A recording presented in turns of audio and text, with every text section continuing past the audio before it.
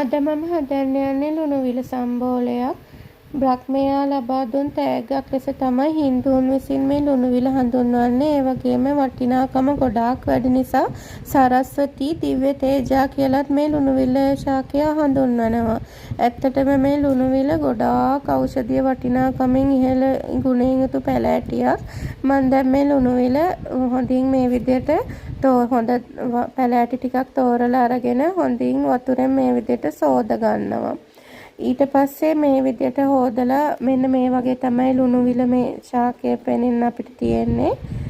මේක ගොඩාක්ම ඖෂධ ගුණේ වටිනාකමින් ඉහළම පැලෑටියක්. මේ වගේ චූටියට මම කපා ගන්නවා. ඇත්තටම මේ ලුණුවිල ශාකයේ වටිනාකමට අපිට කියලා නිම කරන්න බෑ. මොළයේ පටක වර්ධනය කරනලා ස්නායු රෝග මේ ලුණුවිල පැලෑටියෙන් දුරලනවා. ඒ වගේම මානසික අවපීඩනය දුරු කරලා මතක ශක්තිය වැඩි කරනවා. ඒ වගේම තමයි බුද්ධි වියත් වර්ධනය කරනවා. ගොඩාක් ඒ මනස සුවපත් කරනවා. නිින්ද නැති අයට සුව නිින්දක් ලබා දෙනවා. ශරීරයේ වර්ණය වැඩි කරනවා. සෙම් රෝග දුරලනවා. කුසගින්න වඩවනවා.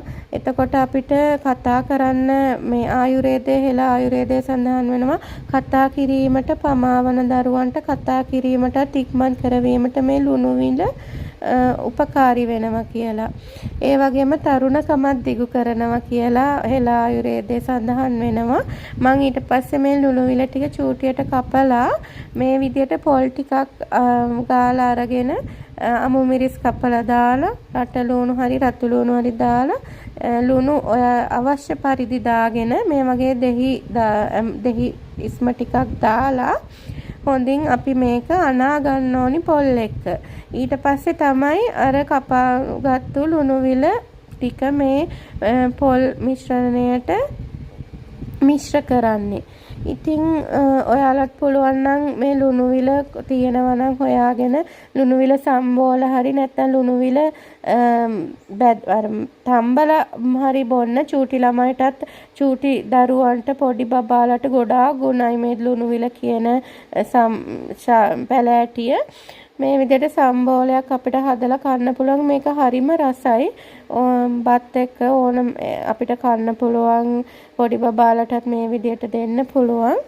ඉතින් මේ ඔයාලත් හොයාගෙන මේ විදිහට ලුණුවිල කන්න. ඇත්තටම මේක දිව්‍ය ඔසුවක් කියලා තමයි සැලකෙන්නේ. තරමටම ගුණයි.